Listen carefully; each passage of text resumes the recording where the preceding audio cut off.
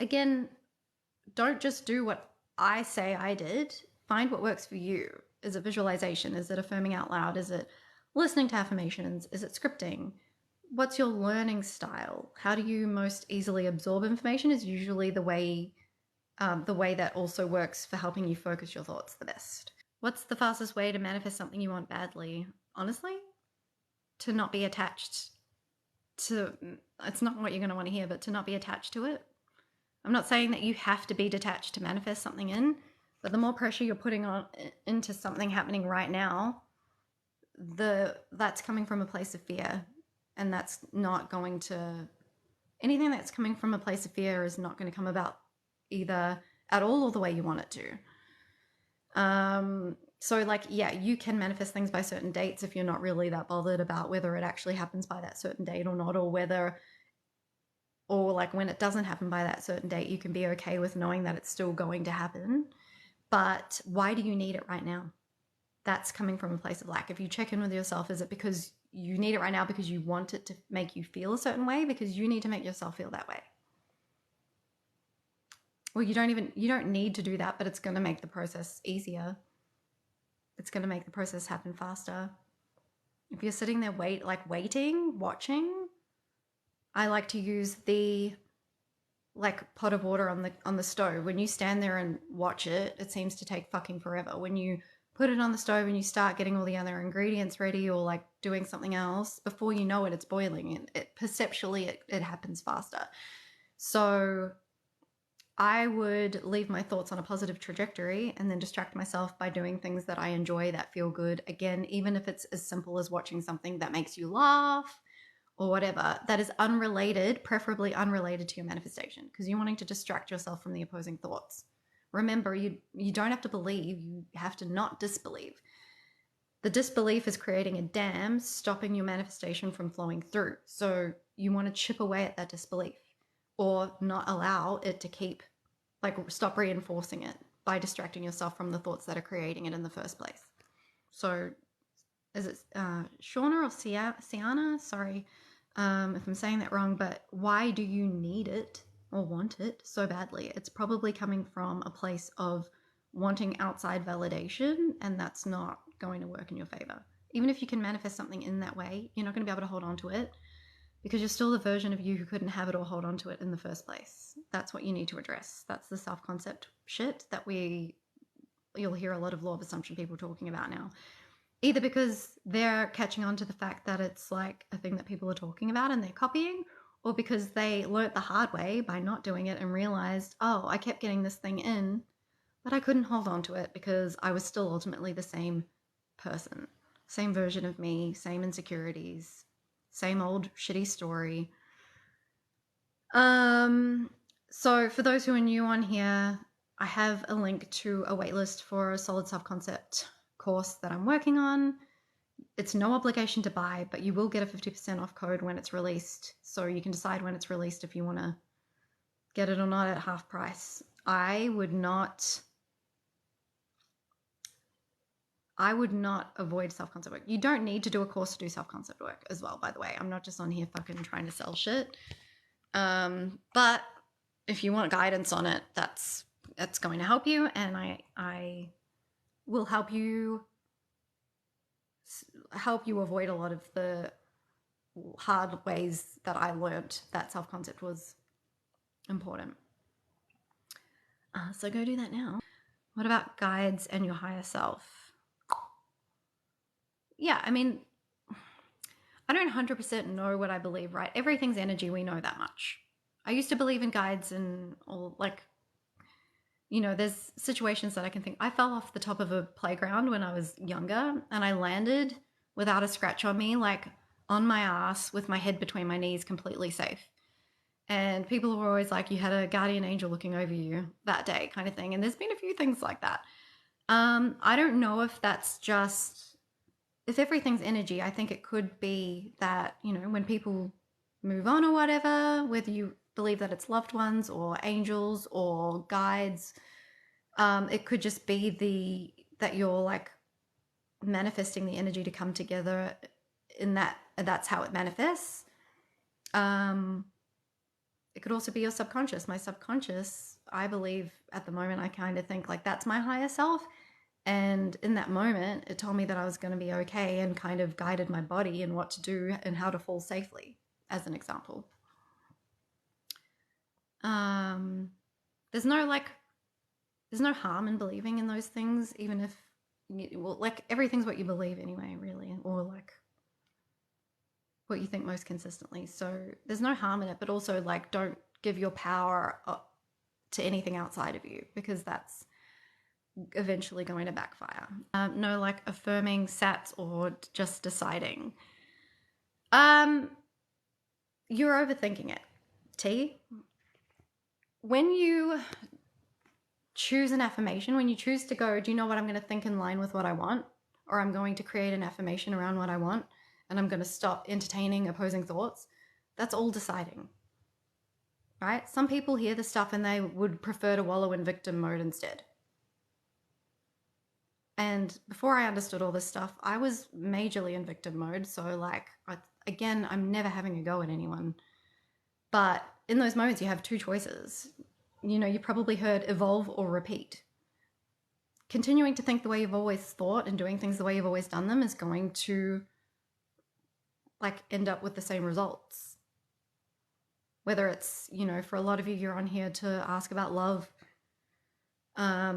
So for example, like it'll either be the same person in a toxic cycle that gets worse and worse over time, because the more that you get confirmation of your old thoughts, you take that on as confirmation, and then it reinforces the unhelpful thoughts, and then they strengthen and it snowballs and it gets worse and worse over time.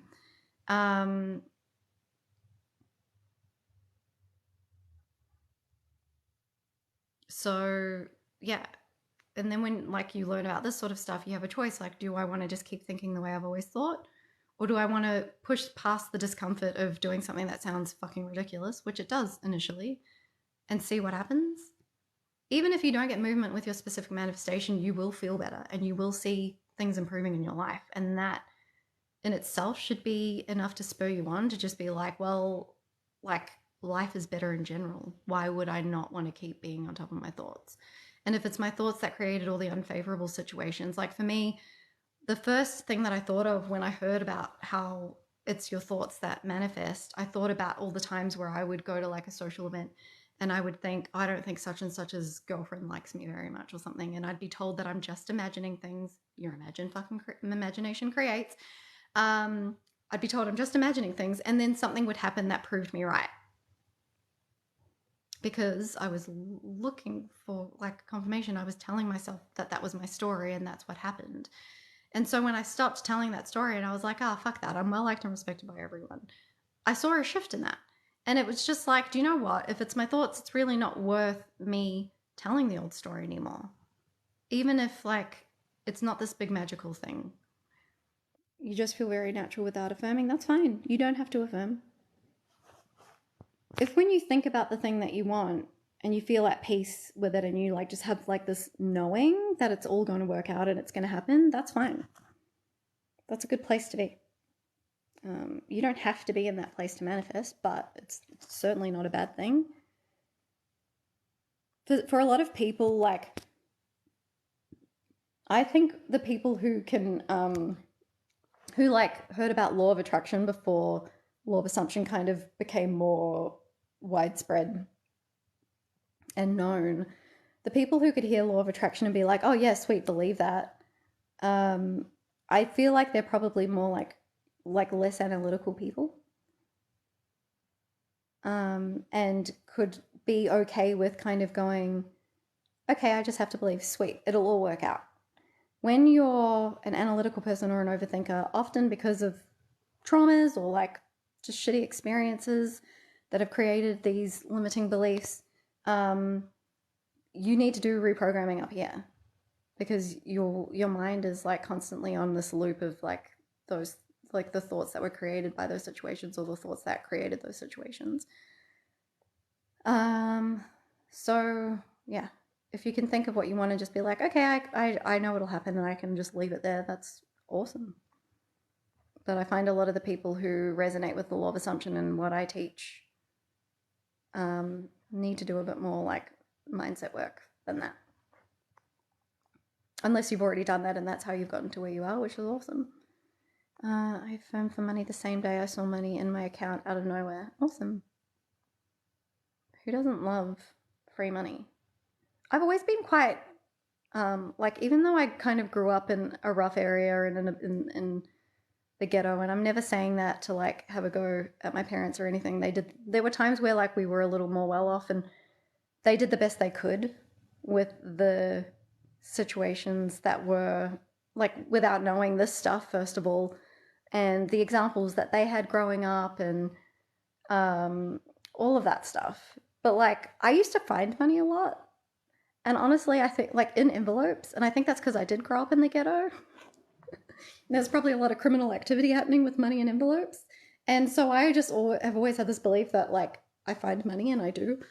I found $50 in the middle of like lockdowns in Melbourne. For those who don't know, it was the most locked down city in the world for that whole period, and no one was even fucking taking cash out. And I found $50 on the ground one day, and I always like look around to see if anyone's like panicking and checking their pockets. And I was like, sweet, fucking $50.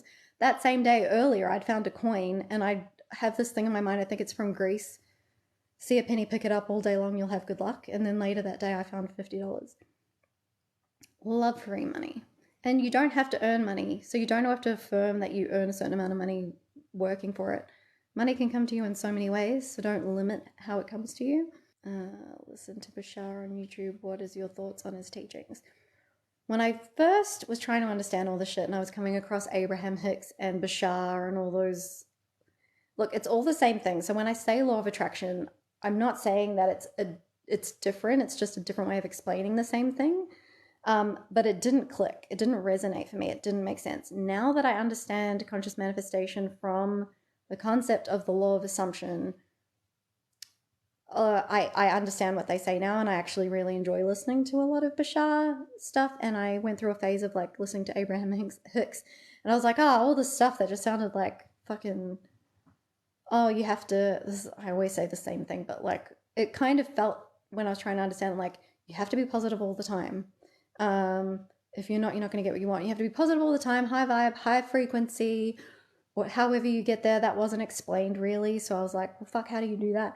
Jump on one foot, tap your head, rub your belly, lick your elbow and your nose at the same time. Otherwise, you're not going to be able to get what you want. And it was just always seemed too hard.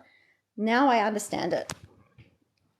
And like I said, after hitting the wall, after just focusing on the thoughts part and not taking into account the nervous system regulation and the doing things that feel good, and instead just focused on the thoughts and sat at home kind of wallowing still a bit. Not wallowing on like thoughts wise, but just not bothering to do things that made me feel good or that I enjoyed. I kind of understood why they talk about the feeling part so much, but it's the part that frustrates me about law of attraction explanation is it doesn't tell you how to get there. And that is like a lot with your thoughts. Yes. For a lot of you in the beginning, that'll be enough.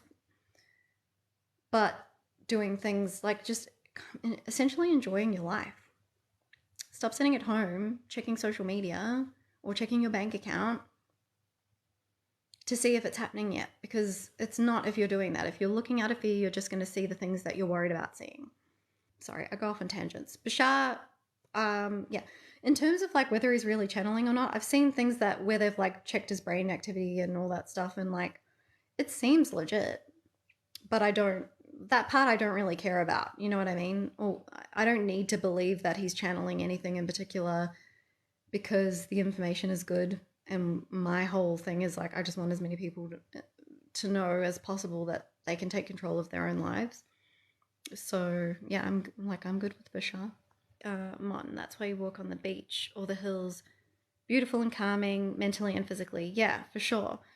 And it's also like scientifically proven that going for walks where you can look out into a distance, whether it's like hiking or just at the park, like being in that situation is very calming for the mind than being in an enclosed space where you can't see into the distance. Yeah. So guys, like as much as sometimes all you want to do is sit at home and wallow because you're familiar with that, and familiar feels safe because your mind is just like, well, that's what you've always done, and that must be how you're alive. Don't do that. Like, write a list of things once you get off this live now, of like something that you can do, that like getting yourself out of the house with people, something that you can do by yourself that you'll be happy to do by yourself. Like going to the movies, like I do sometimes during the day when there's no one in the cinema. It's fucking bliss. I love it. And then like bare minimum things like, what can I listen to? What can I watch? Etc. etc. Thank you. That makes me laugh, makes me feel good. Preferably not related to your manifestation, because we want to distract from what's making you feel shitty. And also, like, scientifically proven that fake laughing, fake smiling makes you feel better. So why not actually put something on that makes you genuinely laugh and smile? All right, guys, I'm going to jump off. Everyone have an amazing day or night wherever you are. You're a fucking legend. Don't you ever forget it.